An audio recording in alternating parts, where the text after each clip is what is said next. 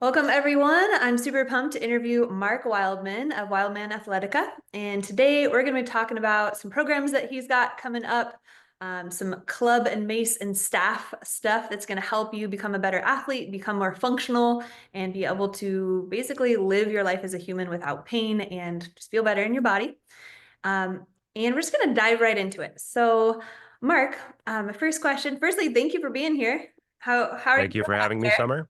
doing? There we go. Where are you at right now? I'm sitting in our warehouse in Los Angeles. I'm doing some work with Will Safford of Order in Progress today. And so we are just doing a series of recordings all day where we're nerding out with all the nerd people where we can talk about as much training as possible. Love it. And you guys are working on a new program that's about to release soon. Can you tell us a bit about the program that's going to be releasing and what you're excited about for it? We have the Wildman Athletica programs, which are mine, and then we have the Order in Progress programs, which are my collaboration with him that are all specific to BJJ, standing heavy club program, position specific programs. If you're a BJJ or a wrestling athlete, how do you get improvement in your specific position with your structure, your breathing, and your movement? We just put out a kettlebell program based on the hunter squat position, and we're going to be working on a body weight specific program as well. I myself am working on a giant ab program because I wanted a program that I actually wanted to do. I looked at a bunch of the programs that people have, and it's like 5 workouts repeated for 6 weeks. And I just thought that that was lame and not engaging in any way. So I designed a giant year-long program that we're still in the process of editing, but it currently contains some 250 different programs based on length, 3 minute format, 4 minute format, all the way up to 11-minute format. It's going to go up to a 15-minute format. And then we've had some requests from athletes to give people a lot more of the 3, 4, and 5-minute formats so that they can walk into a class and do a 3 to 5 minute program at the beginning, core development program, and then one at the end of their training. So that program, the goal is to get it well over 350 different 350 different programs. So they're the same concepts, but altered so that you can still gain mastery in 50 core movements. And then we are going to combine that into a giant body weight training program. Same idea, zero equipment.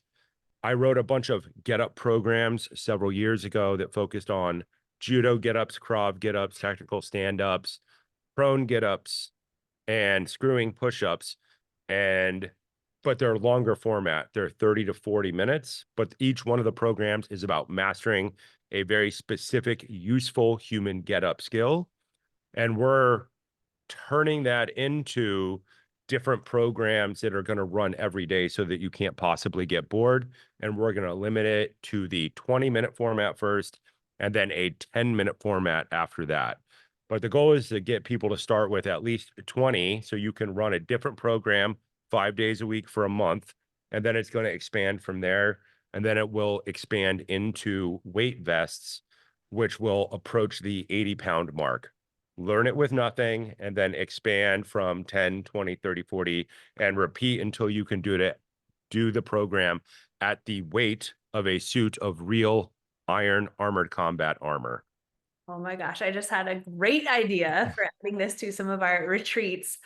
We should definitely have a segment in some of our retreats and workshops where we put weight vests on people and have them swing clubs with weight vests and mace. So I'm working on a product right now that I've been working on for, I'm going to say since the mid 90s. Like this is how long I've been trying to accomplish this one task.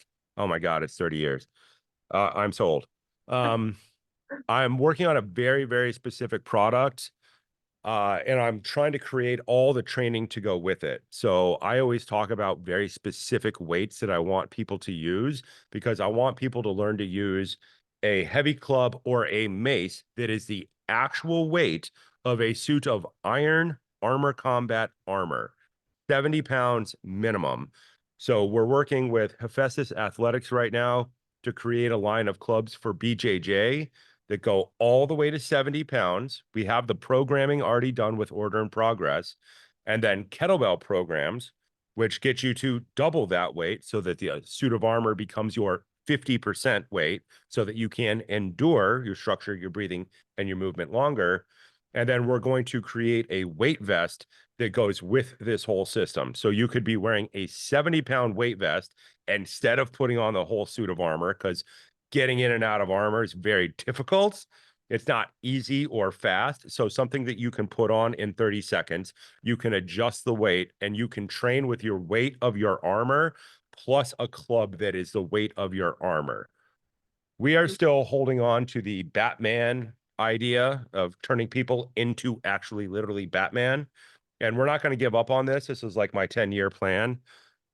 So we're just going to hammer this idea to death. And we're going to create the get-ups for it, the gear for it, the movement patterns for it, the armor for it, the weight vest for it. And we're just going to do the whole thing. I Because love we it. can, because it's awesome. We should do that.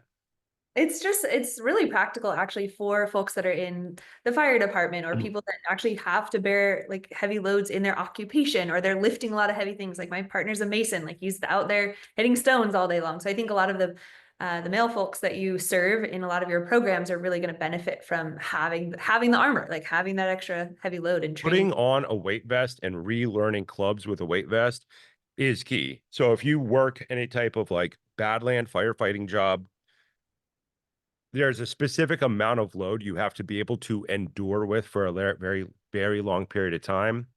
I originally started working on this idea about 10 years ago when I was working with a Badlands firefighter, and he had to carry the chainsaw, and the chainsaw and the whole setup for that is over 70 pounds. So he's got to be able to go for 12 hours nonstop with a 70-pound load that's not centrally loaded, plus more gear.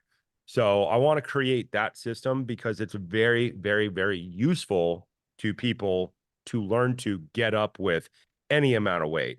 This idea is always starts with Turkish get-ups, but then taking the weight out of your hand and starting to micro load the structure with every other type of useful getup that we can think of.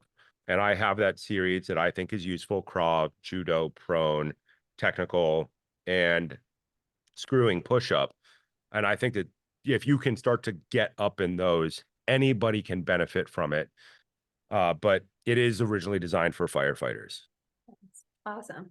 Well, I'm super pumped to see what you come up with. You're always kind of evolving and just making sure every base is covered. No stone is left unturned with Mr. Wildman over here. Everything has to be efficient. It has to be economical. It has to make sense. And it has to have a training program that takes everybody from absolute zero, injured, lying in a hospital bed, broken leg, can't stand up, whatever, spinal injury. And it needs to go to climbing a mountain in armor or something like that, right? If you climb mountains, your backpack is probably 70 pounds. I'm always talking about the range of 50 to 70 pounds. And I'm going to talk about it forever because that is how much you have to bear in order to be useful to society or live a really adventurous life. That's your weight range. Yeah. Well, thanks for diving deep on that. So we have a really special announcement that I haven't really made on my YouTube yet, so I want to put it out there. Mark and I have been working behind the scenes to gear up for a New Year's retreat in a new location. Now, historically, Mark and I have been going to Thailand for the past 2 New Years, around the New Year's time, January, and we wanted to try something new. And so we came across this woman and this retreat center called Vinyasa. I'm friends with a woman, Sophia Tom, who built this retreat center from the ground up in Dominical, Costa Rica back in 2008. And it's really been a hub for movement culture. So she hosts aerial yoga retreats, various yoga retreats at the center, but there's also other types of movement in the facility. I'm sure they've never seen staff and Mace, but Sophia actually is very steeped in mythology, and she works with the sword. So she's got a great sword collection, which I thought you would appreciate. Anybody who does sword will definitely be my friend. Yeah, she's got great swords, and she teaches the graceful warrior. So she's very much into the warrior archetype. So I thought it would be a great fit. Long story short, we've been working behind the scenes to get this out for the past like 4 or 5 months. Like we finally are ready to like release it to the public. It will be released on February 28th to the public. But I'd love to just chat with you, Mark, about firstly, adventure retreats and this whole concept of packing up your gear, which actually is about 70 plus pounds, packing up your gear, going to a location, training. How do you feel that that benefits the everyday human? Well, adventure is absolutely key to the way the human structure works. The reason that people in the modern world, the anxiety is higher than it's ever been is because people are not oftentimes confronting the unknown. I'm always, of course, referring to the work of Joseph Campbell and the concept of a hero's journey, which is your famous archetype for how the best stories in human history have been told. But people aren't really applying that to themselves in order to make their life better. When we do a retreat, we oftentimes like to make them mini hero's journeys from the concept. People need to answer the call to adventure, classic. Then they need to prepare for it. They need to go someplace they have never gone, talk to people they've never talked to, and do things they've never done. That is a whole process. And then they need to return home forever changed. And we like to do that with our retreat structure. So we like to put them places that are going to challenge people mentally and emotionally to get there. A lot of people are not used to international travel. Even if you are used to international travel, you still have to go through the process of deciding to do it, reading up on it, reading about the environment, how do you get there, what are the laws there, going through this whole process of learning something new and then going to a place which is always a journey all on its own. The travel to the airport, going through customs, getting off, finding your transport, getting to the place, it's all there. It's a small little thing that people can do which will improve the way that their life functions forever. I like to do a minimum of 2 for these myself on my own that I don't teach every year because it forces me to continue to engage in this concept of adventure. I've already done my 2 for the year, but I think I'm going to do like 8 this year because I was a little behind in the past. So the ones that I'm doing are like dirt bike adventures. So I've been to 2 motorcycle racing schools already in January, and I've got them scheduled to go throughout the year. So I'm going on from my adventure where I attempt to become a better person by forcing myself to learn new things, and then going and teaching, which is even for us is a hero's journey because we have to go there, we have to set it up, we have to do all the travel arrangements, we have to create the experience, we have to make sure that we are utilizing people's time and money to the best of our ability to forever change people in a proper way. We design our things very, very specifically to help people improve no matter what. Yeah, and to speak to that, Mark and I sit down before every workshop, before every retreat. We go over the agenda for it. We refine it after the retreat as well. So we always are gathering data to see how we can optimize the human learning experience. So we tend to And cycle through. Go ahead. we Yeah. do it like minute by minute. I'm not sure people understand. Like we have a minute by minute chart that covers all days from before people wake up through absolutely every minute that they are engaged in class to the minute by minute lunch to all.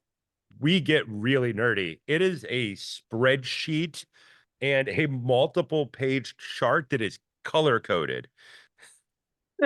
Well, that's how we design programs. And so it makes sense if we're going to be designing 7 days. This is also the first retreat that we've ever done that's 7 days, not 6. So 7 days to be out there working and cycling through staff, heavy clubs, steel mace, and working in some body weight, some of the core program that Mark's developing. And I'll be doing some floor flow as well and mobility stuff always.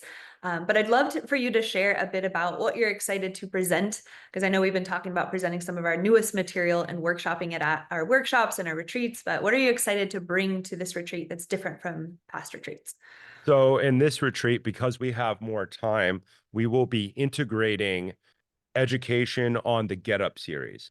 I break down fitness into kind of 3 core main ideas: throwing patterns, lifting and carrying patterns, and getting up. In the past, we have not integrated the individual getting up portion of the training into this. So what we're going to be doing is going through our minute by minute, and we're going to be inserting these small teaching blocks between other blocks of training. So when we do these seminars, it's not 4 hours of staff in the morning and 4 hours of yoga in the afternoon, because that is not the best way for people to learn. We teach these things in 30 to 60-minute segments where you're rolling through each learning idea, club, mace, staff, and club is slower and heavier. Mace is actually the hard part, which nobody will tell you ahead of time, but Summer is the mean coach. And hers is very metabolically focused and attention required. And then staff is the absolute crazy one, which is very unpredictable. And then in there, we're going to insert these body weight chunks, focusing on the most important types of get-ups so that we can then integrate that into the staff portion of training. So taking the get-ups and then learning them in isolation so that you can learn the movement patterns, and then immediately turning that into weapons-based training so that you understand why they are there, so that the whole complete idea comes together. So that's the little section that I want to add in now that we have that time to put it in, and they're going to be micro blocks of learning. Love it. Yeah, I've been actually working with my mace, just keeping my hands on the mace the entire time and doing get-ups on and off the ground, just from my experience with doing floor flow, basically like your spinal rock into your shin box into warrior two and stepping up into a lunge. So I think we're really synced up, even though we're in different places. Mark and I are always kind of pushing that edge of how can we integrate these modalities in a useful way that actually allows humans to get better at doing human things. We give each other ideas, and then we run off to our separate corners of the world. And then we each come up with something else so that when we come back together, we have a well-developed idea, and then we can communicate again and refine the idea and take something and go work on it in some other corner of the world.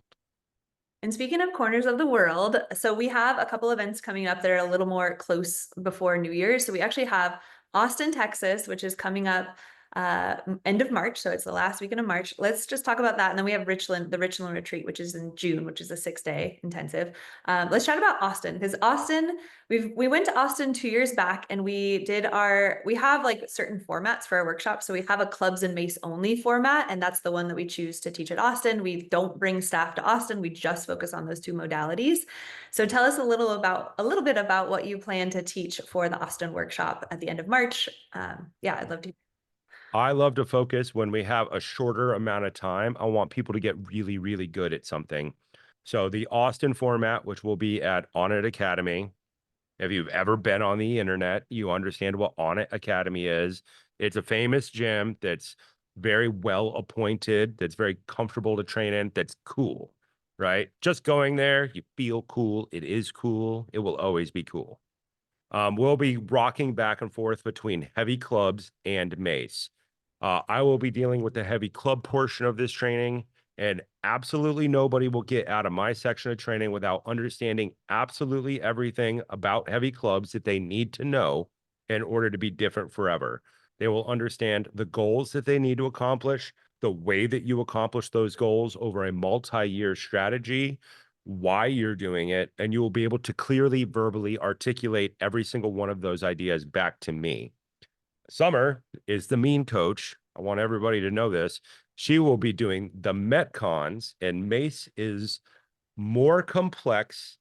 And how do I say this? It's more complex and a little bit more mean. So with clubs, the stepping pattern comes in right at the end of day 2.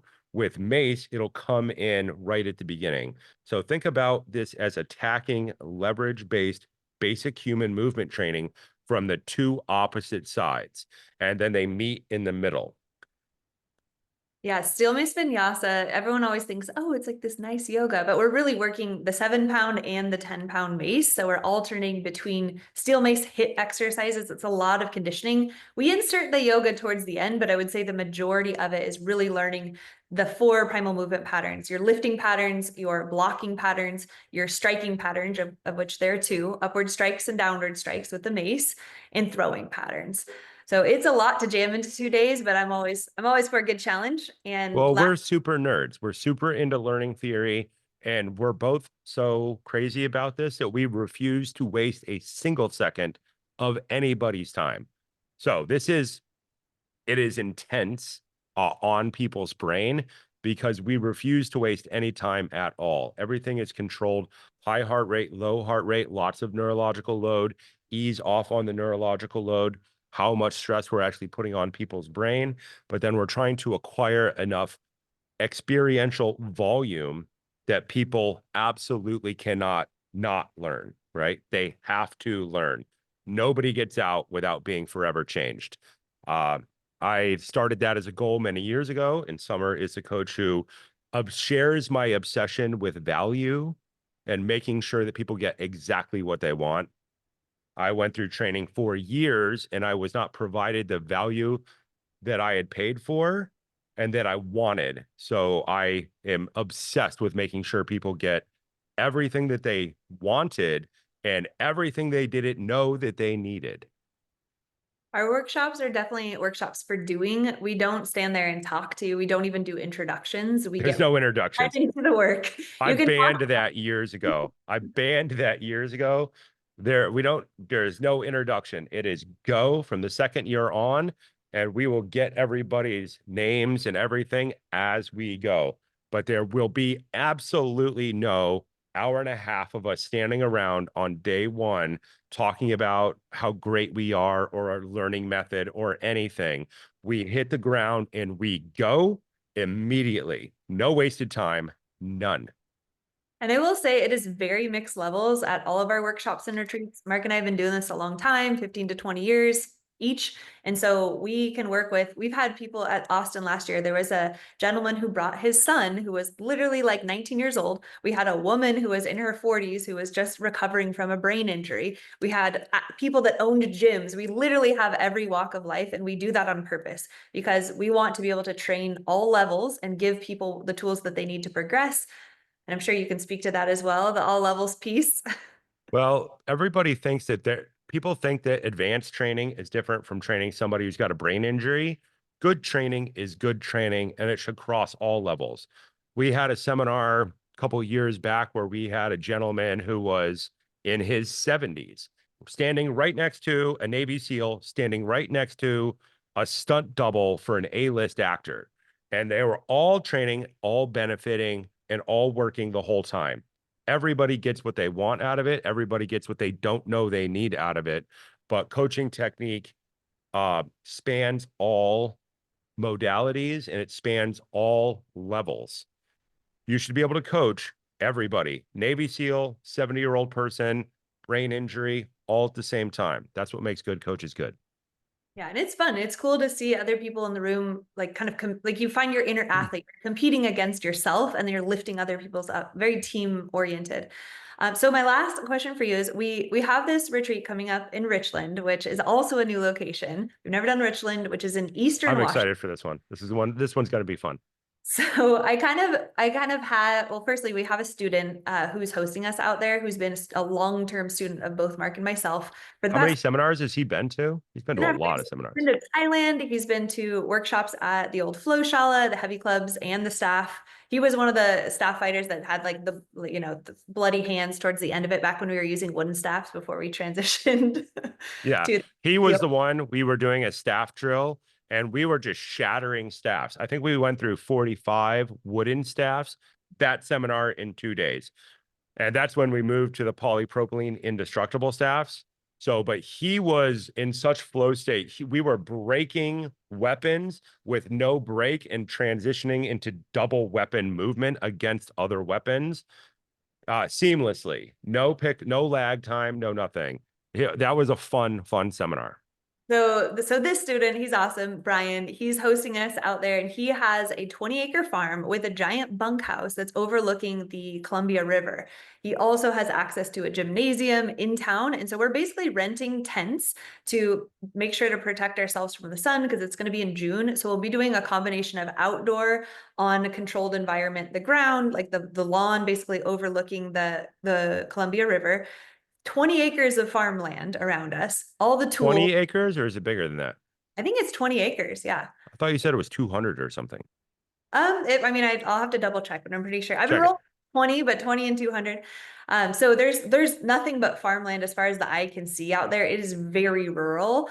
And so we are basically going to be in this bunkhouse together. All meals, everything's going to be included, catered, but we're training outside. We've got the Columbia River right there, and then we have a couple off like afternoons where we might take an excursion out to like a peak. We're going to go onto a mountaintop and do some staff fighting up there on a mountaintop, and then we have a Stonehenge replica out there that we're going to be doing like kind of some offsite stuff too.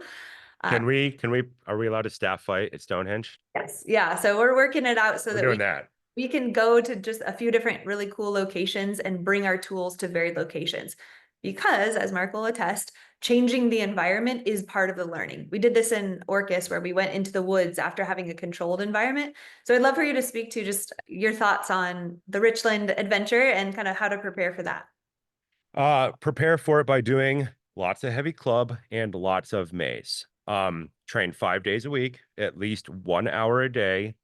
As we approach that, I will be doing a section of training in the morning and a section of training in the evening. I'm going to shoot for a minimum of 8 workouts a week, but I'm going to try and hit 10. In order to learn to endure with these things, it helps to have done the training beforehand. You can start right now and just start running a program, a club program, two-handed club program, and a summer mace program, and just start running through that stuff. When we go and we learn staff, there's not really a lot of ways for people to prepare for staff because of the neurological load method that we use, other than doing your mace in your club. When we train in a controlled environment, we are limiting variables so that we can predict outcomes. By the end of the week, we will be changing the environment, specifically the slope and the surface of the ground, and then we will start the learning method over again, and you will see how much people have learned. When you take something like staff fighting, which is below language in the brain, it is the thing that your brain originally did. It is everything. It is the goal of all fitness and athletics. And then we're going to take it and we're going to put it back in the environment in which your brain wants to learn it. The side of a mountain, unlevel ground, traction is different. The features are different. Trees are different. It's not a mat. It's not a level mat. Now it is the side of a mountain. And we're going to let people learn over again. When you do this, people's brain explodes and they understand what the point of all the fitness that you are ever going to do is. It is to do these certain specifically human things in the environment in which your brain should have learned to do them. Take it from a controlled environment, change one variable at a time, and then get it back to the environment in which you want to do it. And when we did Orcus Island, side of a mountain in basically the Endor forest from Star Wars, and now you've got 3 to 4 attackers versus one person transitioning from the side of a forest, side of a mountain woodland into a 3 or 4 foot deep grassy glade and moving and controlling throughout that entire environment. It is the coolest thing you'll ever do. It is the coolest training you will ever do.